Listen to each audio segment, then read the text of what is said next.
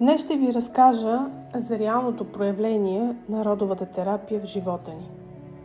Случай на липом, който организмът стопи след работа с рода.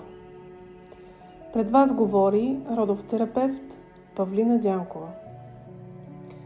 Липомът, удовереникът ми, се е появил, навършвайки годините, които отговарят на възрастта, когато неговият баща се жени за майка му, отивайки да живее в дома й като заврян зет. Не след дълго бащата претърпява височинна травма и мястото, което е засегнато, се подува и гнои. За този човек възпалението е било унизително и смачкващо самочувствието му като мъж. По това време майката е била бременна с довереникът ми и се появява така наречената проектоцел за бебето.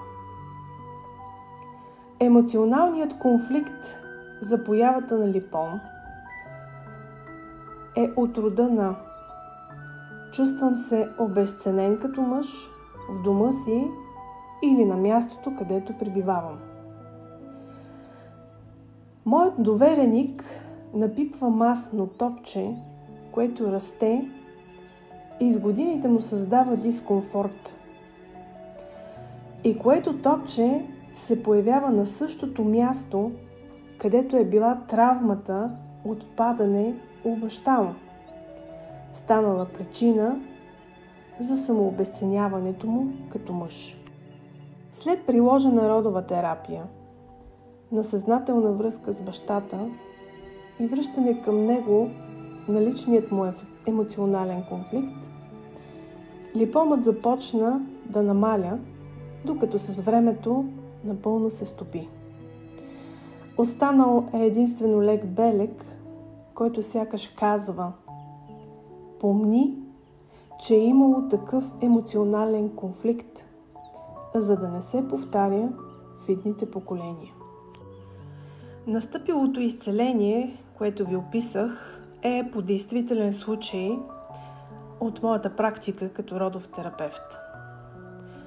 Защо това е така? Защото хората, скъпи приятели, които са ни родили, които обичаме, онези, които са ни отгледали, всички те живеят в нас. Ние преживяваме тяхната емоционална болка, сънуваме спомените им и знаем онова, което не са ни разказали с думи. И това оформя животът ни по начини, които не винаги разбираме. Травмата се предава от поколение на поколение и се настанява в умовете и в телата ни, сякаш е неразривна част от нас.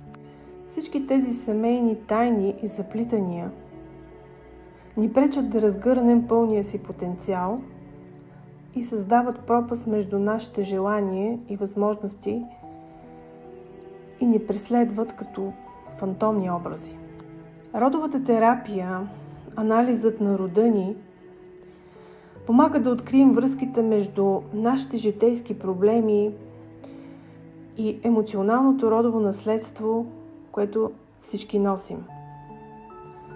Само когато издирим, изследваме тези родови заплитания, осветлим ги, кажем ги на глас, признаем ги, простим ги, пуснем ги, можем наистина да променим съдбата си.